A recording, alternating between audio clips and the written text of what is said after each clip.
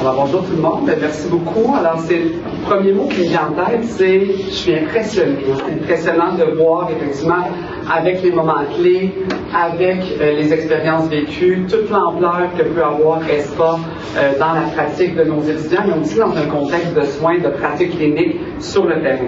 Donc, je m'adjoins naturellement à Monique pour vous saluer, pour saluer nos collègues, nos partenaires, nos invités. Donc, merci beaucoup d'être là. Donc, c'est une grande fierté, naturellement, de fêter les 10 ans d'ESPA, bien sûr. 10 années au service de l'excellence, de la formation et de la collaboration inter-établissement du Grand Montréal. Pour un CIUS, par exemple, le partenariat avec ESPA, c'est une véritable force. Il nous permet d'offrir aux équipes un accès élargi à la simulation haute fidélité, de former une relève mieux préparée et d'accompagner nos facilitateurs dans une approche pédagogique, parce qu'on mobilise de nos ressources à l'interne, des conseillers en soins, des partenaires cliniques qui viennent soutenir tout le processus, accompagné naturellement par l'équipe d'ESPA.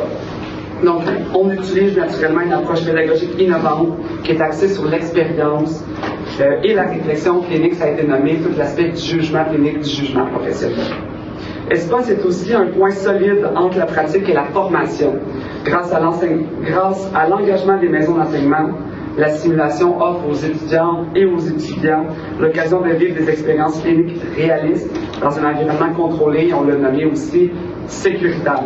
Donc, c'est le moment, effectivement, de s'exposer à des situations qui nous permettent de faire des erreurs parce qu'il n'y a pas d'impact immédiat sur la clientèle, ce qui nous permet après, quand les personnes viennent sur le terrain, d'éviter de ces erreurs-là.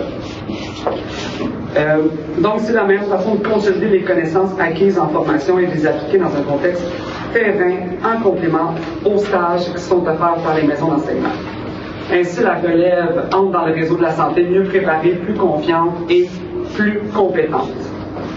C'est aussi un lieu de synergie inter-établissement. Ensemble, il y a une question de partage de scénarios. Ça, c'est un bon coup parce qu'entre établissements, avec les milieux de santé, mais aussi les milieux académiques, il y a des scénarios qui se créent. On est capable de faire un partage de ces scénarios-là. Comme ça l'évite à l'un et l'autre de devoir préparer, planifier des simulations. Donc, on peut bénéficier des différents scénarios qui sont rédigés par les différents partenaires.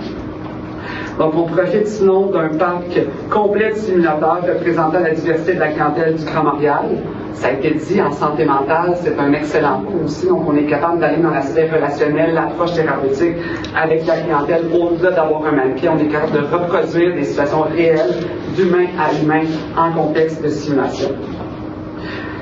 Donc, pour notre CIUS, ESPA est un partenaire complémentaire à notre propre centre de simulation à l'interne, au nord de l'île, alors que nous développons nos expertises en santé mentale, en hébergement, mais aussi dans des domaines psychosociaux. ESPA nous offre un espace de formation hautement technologique où se conjuguent l'innovation et rigueur.